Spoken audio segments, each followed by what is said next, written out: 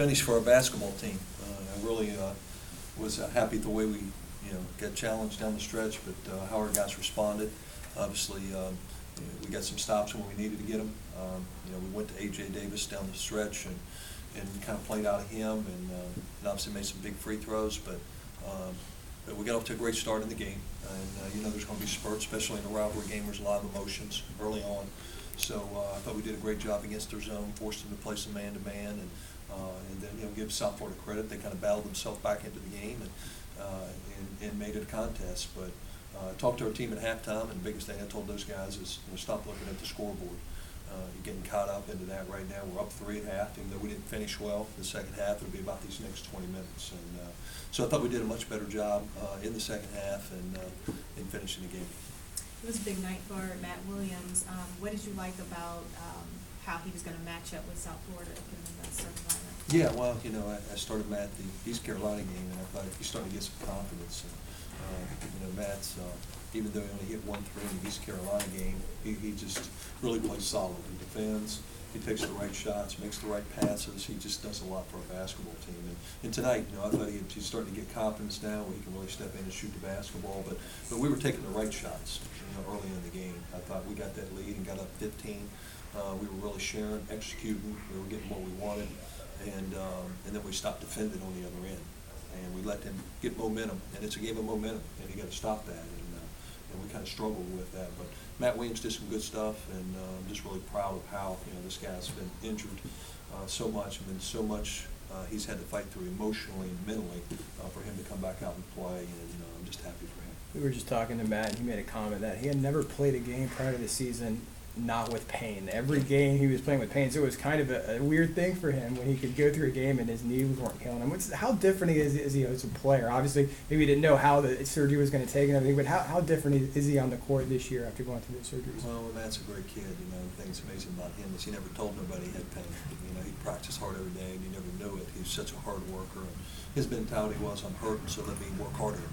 And that's a tribute to him, and now I'm just happy that we've been able to fix what he had wrong, and he can be pain-free, and he can go out and now emotionally be able to get himself back with his mentality and contribute to this team. You were able to rotate your 3 bigs a little bit more tonight. Sure.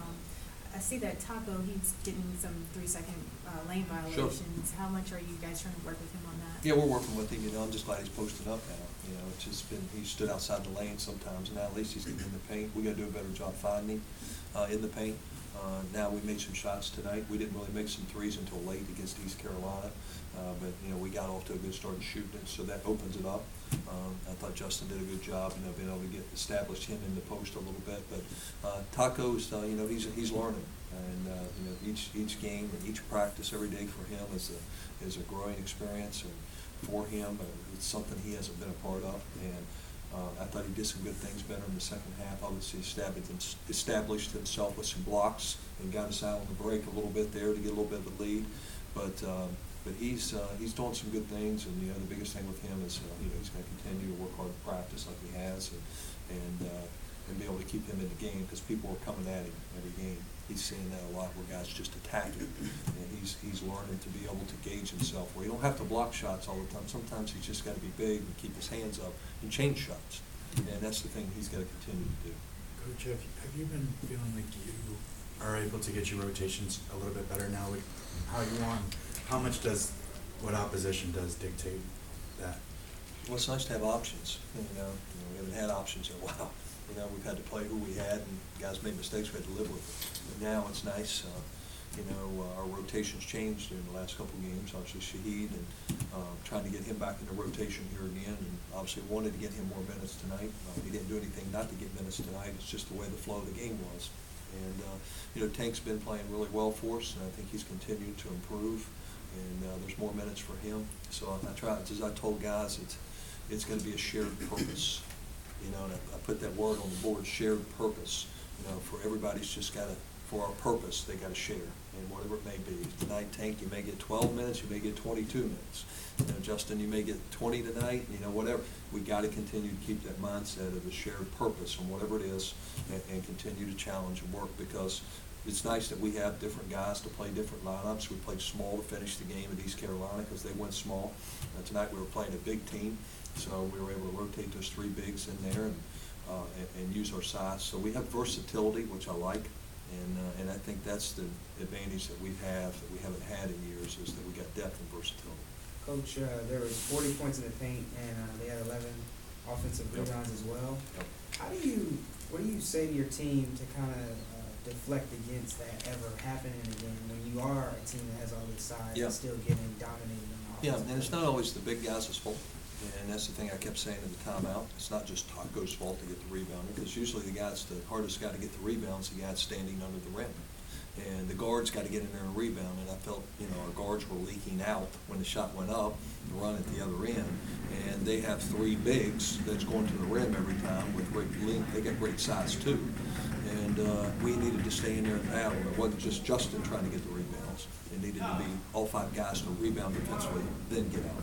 So, we got to continue to work on that. You got to hit guys and chase balls. And I thought we did a better job in the second half.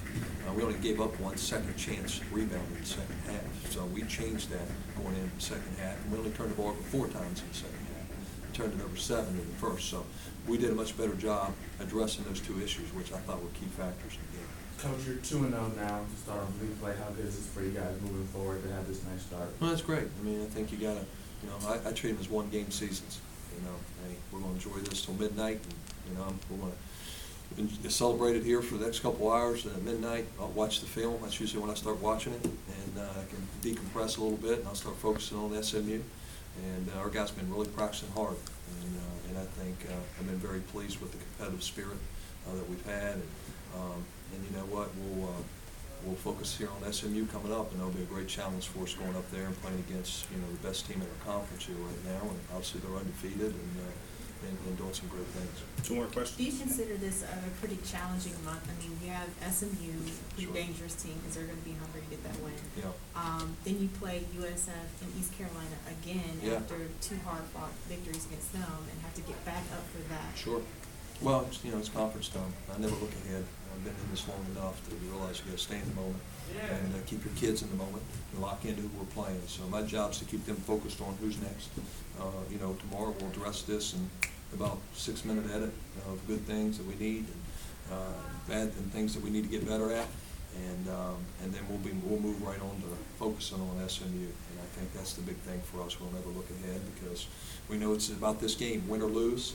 You can't live on it and move on to the next one. Let it beat you twice, or live in the present and go get beat because you're complacent. So I think as you've seen in our conference, every game's a tough game. Doesn't matter who you're playing. The bottom or the top, doesn't matter. Watch college basketball. Guys beat each other. And I can tell you, the hardest teams to play are the teams in your conference, because you recruit to match up against them, and you plan all year long with everything that you do in your practices of how you're going to combat what you see. So that's why it's always hard, because you prepare for people in your league all year long. Last question. Did you buy that new suit? Or did you buy a new one before East Carolina? I did buy a new one. I didn't do this one. Now I got to get this one back before 10. All right.